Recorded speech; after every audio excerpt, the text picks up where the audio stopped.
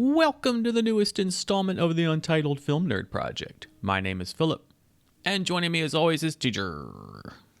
Hello. And today we're going to talk about I Trapped the Devil. Before we get into it, spoiler warning now! If you want to avoid spoilers, skip ahead to the time code you see on the screen. Alright, so let's get into it. And what did you think? Well, I didn't feel like I was being punished with boredom like I did with Clovehitch. Yes. So there's that. But no, this one wasn't bad, but it wasn't necessarily good. Mm-hmm. Like, it had my attention, and I wasn't on my phone playing Marvel Puzzle Quest during it. But it's definitely flawed. Mm-hmm. What about you? Very much the same. This thing definitely, it was entertaining, and it had my attention all the way through. Mm-hmm. It did a good job at building suspense and dread. But, as you had already mentioned, it definitely has its flaws, which we will get into further. Mm-hmm. But first, what did you like about it? I liked the ambiance. Mm-hmm. I think they nailed the feel of the movie. I thought the set design was really good. The cinematography was decent except for a few moments, but it wasn't enough to bug me. The score/sound design worked. It fit the mood they were going for. And I think that's the strongest thing the film had working in its favor was the tone. Mm-hmm. Like the overall quote-unquote feeling of the film. I like the premise. Even though it's been done in various ways before, I thought the idea of stripping down the excess and just making it more of a character study was the right choice. Even if I don't think they necessarily nailed it, I appreciated the approach. And it was cool to see AJ Bowen again. Oh, yeah.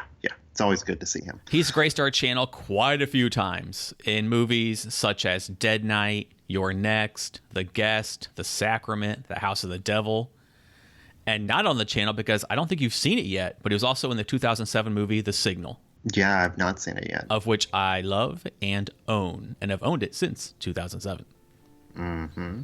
Which, ironically, his brother in this movie, Scott Poitras, was also in The Signal. And from doing research, it looks like they've done quite a few movies together, so that's pretty neat. Awesome. And finally, I did like the line, "Evil is whatever hurts you the most." That was a cool line. What did you like? Gonna mirror much of what you said. My favorite thing was the use of sound and lighting. Sound this time around was used to really get across that feeling of claustrophobia. I won't even call it a score. It was just white noise. Mm-hmm. It was so heavy and oppressive. Yeah. And in such a small confined space, it very much felt, you could feel that white noise encroaching and crushing you. They did a fantastic job of that. Lighting did a fantastic job. Mm-hmm. As you've said, we've seen this before.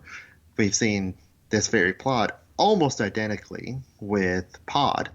Mm-hmm. Yeah. My favorite scene is probably at the very end when the cops show up and they're down in the basement. Mm.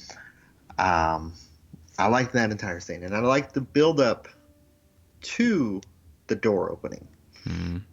However, I will get further into what we didn't like. Right. But overall, everyone did a good job here, somewhat. So I was pleased with it, but right. It's definitely full of some caveats. So I disagree with the last scene. What didn't you like? Yeah. So speaking of what could have been better, I think they should have stuck with the original title, "A Man in the Dark," because it could have been describing the thing behind the door or the brother himself. Mm-hmm. Calling it "I Trapped the Devil" pretty much gives away what's going on. And it's not like Poltergeist, where, yes, it's about a poltergeist, but there's so much more going on. Yeah. This movie didn't have that. So I think they should have stuck with "A Man in the Dark." The biggest flaw to me, the movie was lacking in cohesion. From poor character decisions to stuff that just didn't make any sense, to the plot not keeping an eye on the third person while the other two were mired in exposition. Mm-hmm. To the last 5 minutes, which I didn't care for at all. Just what happened? Is she out of bullets? Why was she bleeding? Why wasn't she talking? Why didn't the cops have their guns drawn the moment they saw Steve's body? Why didn't Cuter Cop have his gun drawn and aimed at Karen the minute he saw his partner down? Okay, one could say he was under the spell, but why so soon? They didn't do a good job of explaining how the thing's power worked, which is another flaw. They left the devil way too ambiguous. I didn't want all the answers, but I wanted some kind of structure. And side note, Karen was kind of a dick. Mm-hmm. You dragged us into this.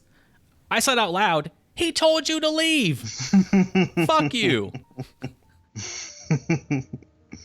I Trapped the Devil felt like a half-realized idea, where the plot wasn't complete, the characters weren't complete, the decisions weren't complete, a lot of the motivations weren't complete. It fell into a trope I hate, where something notable happens, but the person or persons don't share all of the information. Karen just needed to tell her husband, it knew my name. Mm-hmm. There you go. Matt now has one more probable cause to believe his brother. Yeah. Or the end. Karen should have been actively trying to keep Matt out too. They didn't do a good job with that at all. I get she was traumatized, but making her a mute bystander did the plot no favors. And this movie suffered even more because there was no real tension. This film should have been an engaging nail-biter, and all the pieces were there. Your story is rooted in a tiny cast, in what could easily have been a stage play adapted for the screen. Mm-hmm. And like a stage play, this needed to be precise and captivating, and it just wasn't. It felt like window dressing, with nothing beneath the surface, because you can't rely on paranoia alone to create tension. I respect that this was Josh Lobo's first film, and he wrote, directed, and edited it, so he had a clear creative vision. But ultimately, this felt like a short film that was stretched to 82 minutes and could easily have been told more concisely and effectively in 30. What about you? One of my biggest flaws that I personally had with the movie was good job with the sound, but almost too good of a job with the sound. What do you mean? The voice behind the door, I could hardly hear him at times. Oh, really? I had no problem with that.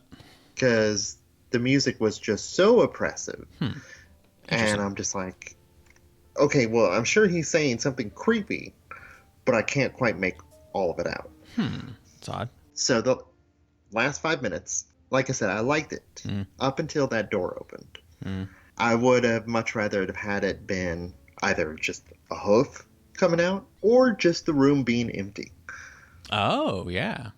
Yeah, I would like that. For just like a little goth girl to come skipping out, it was just kind of anticlimactic to me. Yeah, agreed. But yeah, I mean, you definitely hit it home. It's a strong beginning. Yeah. But it is a flawed beginning. That being said, I also have to question, like, Steve, why didn't you just fill up your basement with concrete? Yeah, I don't. Put up some different lighting other than red and just fill that shit up with concrete or build a brick wall over the door.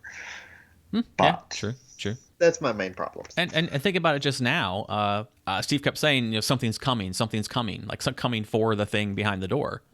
And then it just gets out and skips down the street. Yeah. Oh, and another thing that I kind of had of a problem with was, I guess it might be like a subplot, the entire woman inside the TV dancing around. Yeah, well, that was supposed to be his dead wife, so. I wasn't quite sure. Like, I was just kind of, personally, I was hoping we were going to get like a Prince of Darkness moment where. Oh, yeah. Because just like the second cop, I think, saw someone that was important to him in the TV, and then cop that didn't get shot, I assume the girl that came out was somehow related to whatever he was. Like, it became whatever it needed to be. So that's what I assumed it was. That part didn't bother me too much. But yeah, that's mainly it. Okay. Well, all things considered, would you recommend it? Yes, but not to everyone. Right. Yep. I have that written as well. I would. It's only 82 minutes. Yes, it does kind of drag in the middle where I feel like they were clearly padding for time, but I thought it was an easy watch. I wouldn't recommend it to everyone, but I would recommend it to someone specifically looking for a horror movie to pass the time. Yeah. But be prepared for a slow burn that just doesn't pay off in the end. One final thought, though. I actually would like to see a prequel where they build to the events that were taking place in the house. I think there's a lot of interesting ideas left in how did we get here, like that story. Because the whole time I'm thinking, oh, I trapped the devil.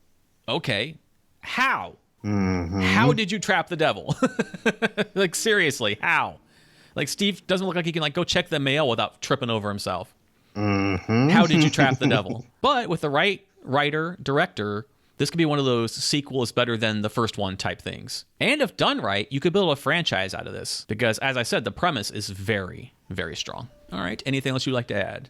No, I think that's about it. All right, well, that wraps up this episode. Thank you for listening. If you like the video, please hit the like button, share with your friends or cool people who might dig the Vizcast. Please subscribe to the channel, including hitting that notification bell to stay up to date on the newest content.